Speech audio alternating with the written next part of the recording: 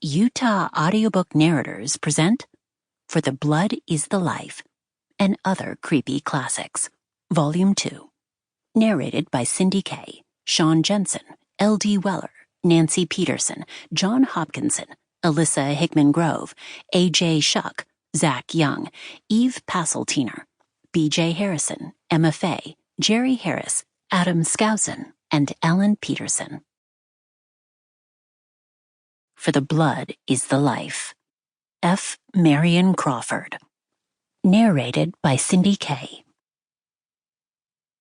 We had dined at sunset on the broad roof of the old tower, because it was cooler there during the great heat of summer.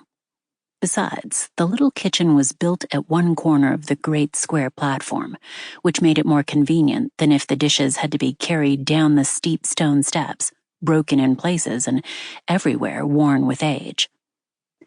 The tower was one of those built all down the west coast of Calabria by the Emperor Charles V early in the 16th century to keep off the Barbary pirates when the unbelievers were allied with Francis I against the Emperor and the Church.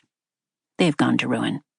A few still stand intact, and mine is one of the largest. How it came into my possession 10 years ago, and why I spent a part of each year in it, are matters which do not concern this tale. The tower stands in one of the loneliest spots in southern Italy, at the extremity of a curving rocky promontory, which forms a small but safe natural harbor at the southern extremity of the Gulf of Policastro, and just north of Cape Scalia, the birthplace of Judas Iscaro, according to the old legend. The tower stands alone on this hooked spur of the rock, and there is not a house to be seen within 3 miles of it. When I go there, I take a couple of sailors, one of whom is a fair cook, and when I'm away it is in charge of a gnome-like little being who was once a miner and who attached himself to me long ago.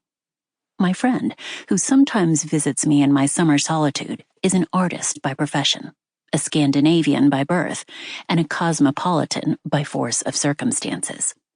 We had dined at sunset.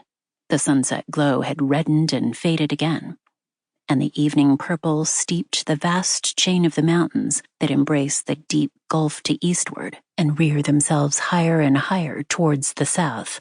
It was hot, and we sat at the landward corner of the platform, waiting for the night breeze to come down from the lower hills. The color sank out of the air. There was a little interval of deep gray twilight, and a lamp sent a yellow streak from the open door of the kitchen, where the men were getting their supper. Then the moon... Sample complete. Ready to continue?